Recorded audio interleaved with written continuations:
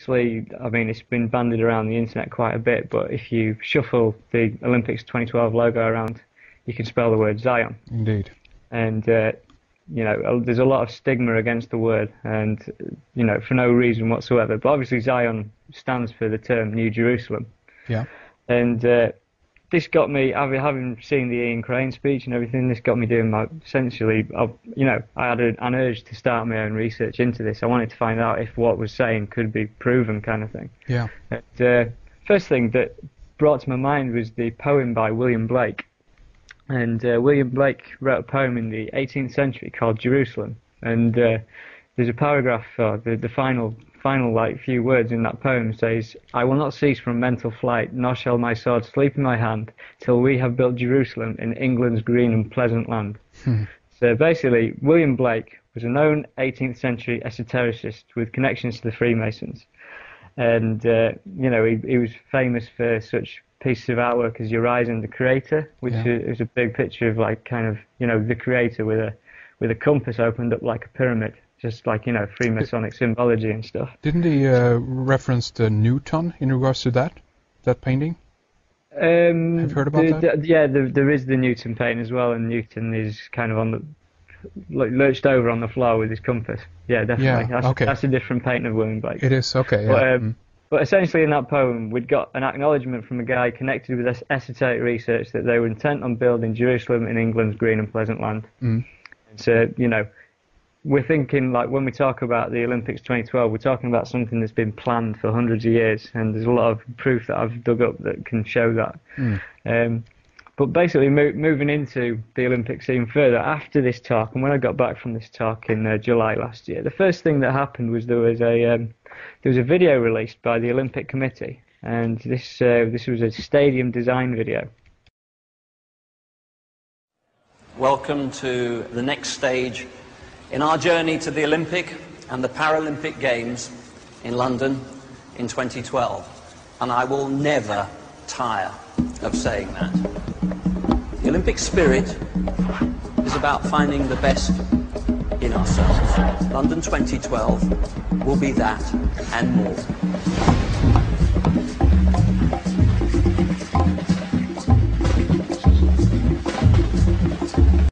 And it was this crazy CGI, I don't know what you want to call it, action film on how they're going to build the Olympic 2012 stadium.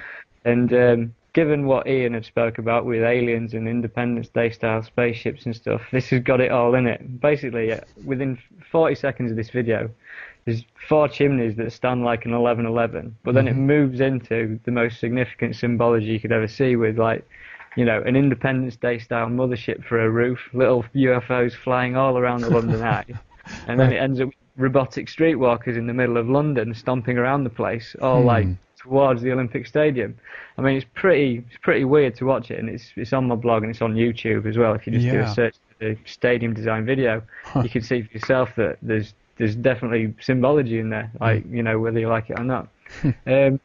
So this got me thinking. I was like, where does this go? Does this mean that there is a significant event looming for the Olympics? And I started thinking to myself, well, you know, if they're about to do this now, they've done this before. You know, they've used the Olympics for such events before. Yeah. Which led me into looking into 1972 Olympics in Munich. Now, funnily enough, these were the world's first stage for global terrorism. You know, the very first global, like, you know, declared as global terrorism. The first act was in the 1972 Munich Olympics. Indeed, yeah. And on these Olympics, there were 11 Israelis killed. So we've got the number 11 there. And they were killed by a group called Black September, which is obviously the 9th month. So it's obviously a 9/11 you've got there. Yeah. And that particular Olympics were host to 121 countries, which is 11 times 11.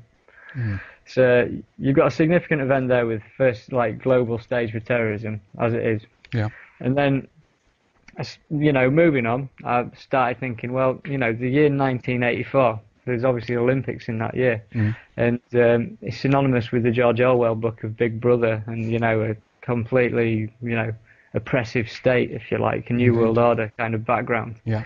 And I'd I'd briefly remembered hearing things about a closing ceremony in the 1984 Olympics, and did some rooting around on the internet, and obviously came across a video. In the 1984 Olympics, which were held in Los Angeles, they closed the ceremony, and the audience didn't even expect this, because most of the audience thought it was real at the time.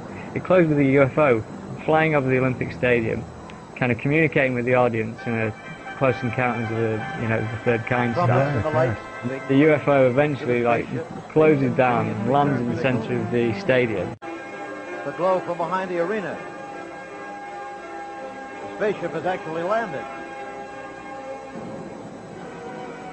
Will they send a messenger? The full moon over Los Angeles. That's the real one.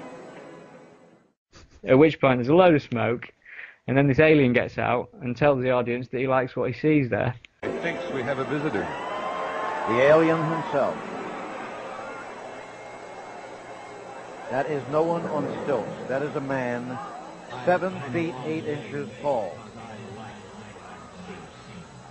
So you've got this really strange thing out of the middle of nowhere. No one was expecting it, and I don't know how you'd ever connect Olympics with this UFO event in the first place. Yeah. But basically, obviously, 1984 symbolic year, UFO landing.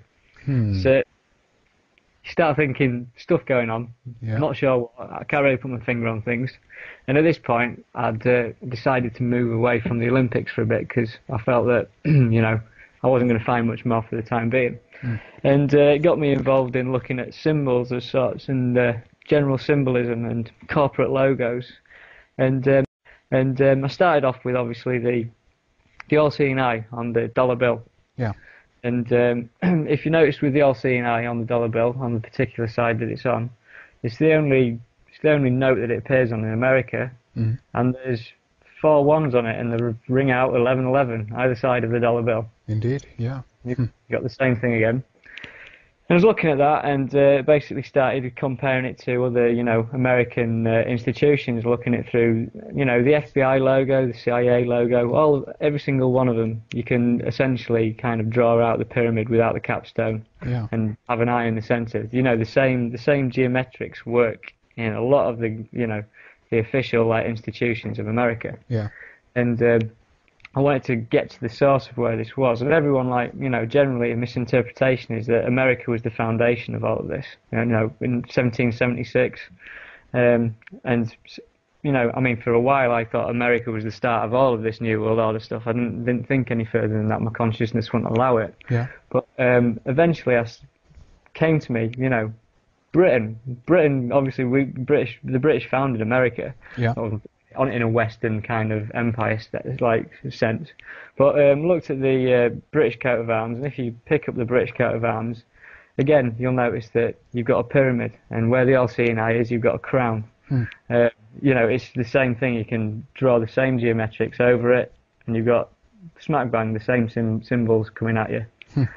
So I was like, right, well, what's going on here? This is obviously a lot more, ingrained in human civilization, more than I thought, anyhow. Indeed. Which point you then start moving to the famous corporate symbols of McDonald's and Schweppes and Starbucks. These amazing corporations that you'll find them in all the symbolic places of the world. Like when I've been to Rome, you've got a McDonald's opposite the Pantheon and the Egyptian obelisk. And then if you go to the Sphinx in Cairo, and you've got a KFC, and you've got a McDonald's right outside the entranceway. And, literally everywhere you go, you can no doubt find one of these kind of food venues or whatever. The pest.